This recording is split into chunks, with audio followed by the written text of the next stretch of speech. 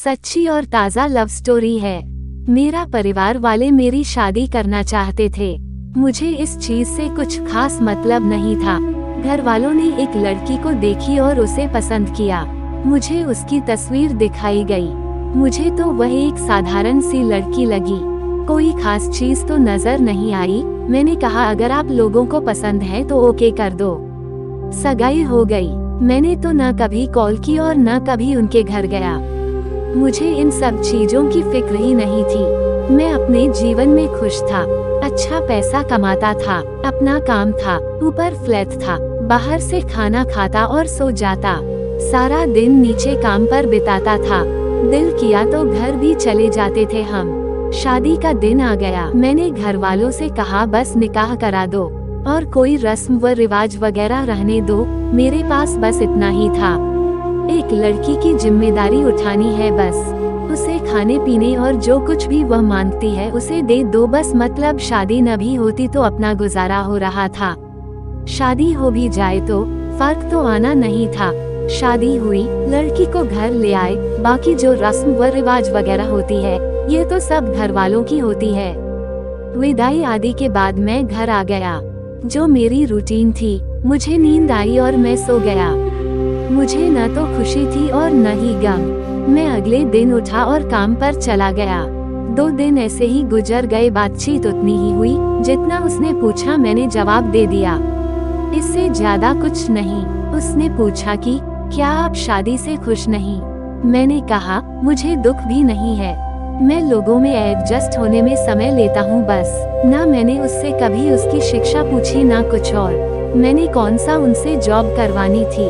1-2 बार माँ के कहने पर घर छोड़ने गया। ना मैंने उसको पर्दा करने को कहा ना हिजाब का। उसको जो अच्छा लगे कर ले।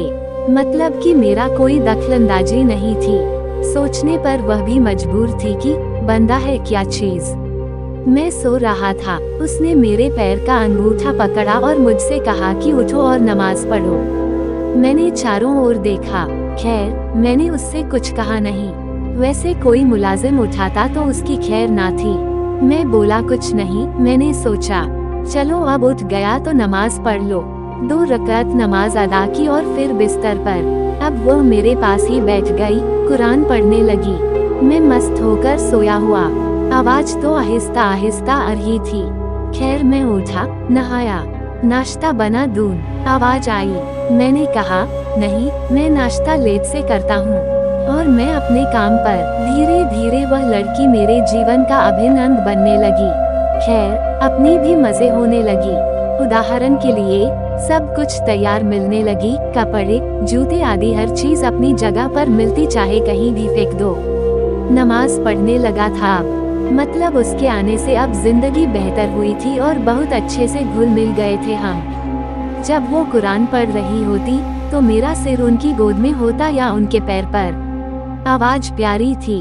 अक्सर सो भी जाता, लेकिन जब तक मैं खुद न उठता वह जागती नहीं, कुरान पढ़ती रहती। मैं अक्सर काम पर लेट जाता जाने लगा। उसकी गोद में सिर रखकर सोने का मजा ही अलग था। एक दिन जब मैं घर से काम करने जा रहा था तो उसे आवाज दी और उसके सर को चूम लिया। शाम को घर आया तो रंग रूप ही बदला हुआ। मैंने ऐसा खुश बंदा देखा ही नहीं।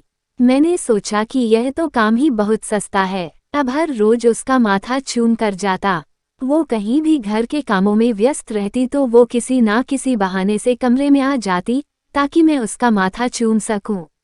नर्म लहजा, मीठी मीठी बातें, कमाल की मोहब्बत, पसंद के खाने, सुकून भरी नींद, जिंदगी मुकम्मल हो गई।